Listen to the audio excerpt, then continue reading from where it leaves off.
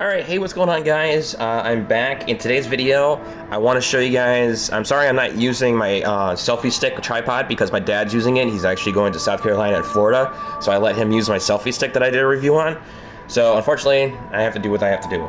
But I wanted to show you guys the issue with the PS4 controller where it has the run stop issue. So, on each... Hold on, let me mute my TV here real quick. There we go. Sorry about that. So on each analog stick, you have one that goes up and down, and you have one that goes side to side. Each one has these, as you can see. Now, this little guy right here is your sensor. So what that does is it goes against that black part right there, and that's what tells the controller. If you look on the back, you can see it's got solder points right there. That is what sends the signal of your up, down, and all that. So if you guys are having issues like in Call of Duty or Fortnite, where you're having run stop issues, or your character's running by itself, this will help fix it. So I basically just took a Q-tip and a thing of alcohol, like rubbing alcohol, and all you gotta do is just stick it in there, rub it around a couple times, and get all the dirt and grime off of it, and you should be good. And then if your piece right here, if this is showing like blackness, like a burnt color to it, you're going to want to order a new one. And the way to do that, there are websites that do it, but what you want to look for is right here.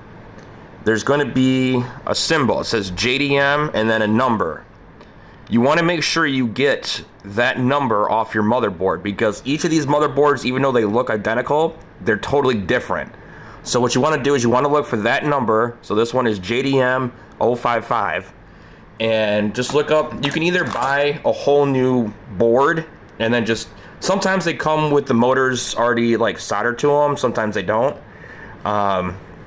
So just kind of keep that in mind, and they're usually pretty cheap, 20-30 bucks. I mean, obviously it's cheaper than buying a $70 controller, but anyways.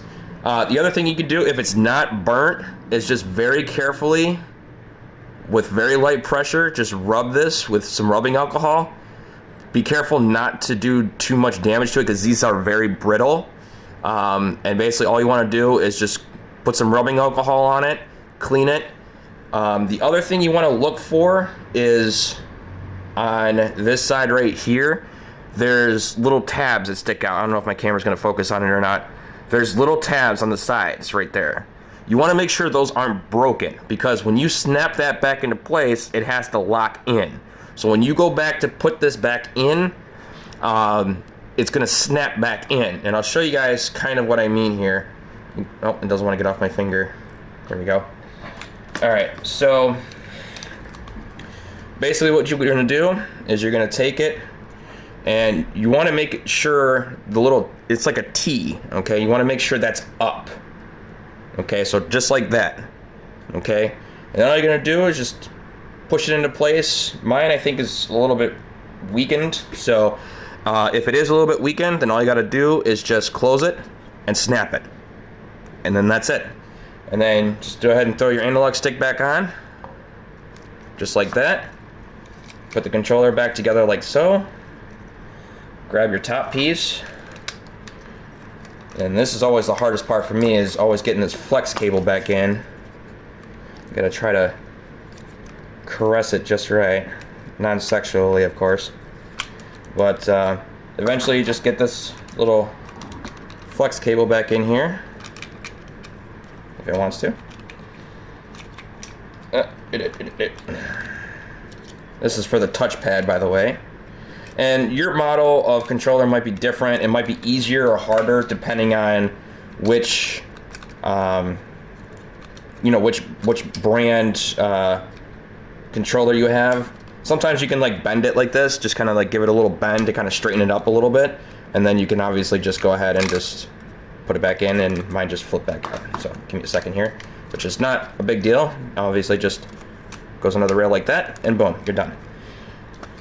So then, go ahead, hopefully try to feed that back through, and basically just put the controller back together.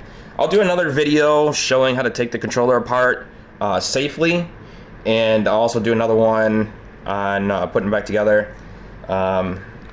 This one is like a custom controller, so I have a gold bottom piece with a blue tiger top piece. I do have the blue bottom piece, which actually I might actually need to swap this top piece off because this one right here broke off. You can see it's a little bit busted right there, so the screw doesn't go back in. It still snaps, but it's still kind of broken. Like I said, as long as the motherboard model is the same, then you can swap out these skins. It's not that hard. Like literally, like all it is when you take this off, all you have on this, rubber grommets with the buttons, and that's it. And then this and your touch pads, and that's it.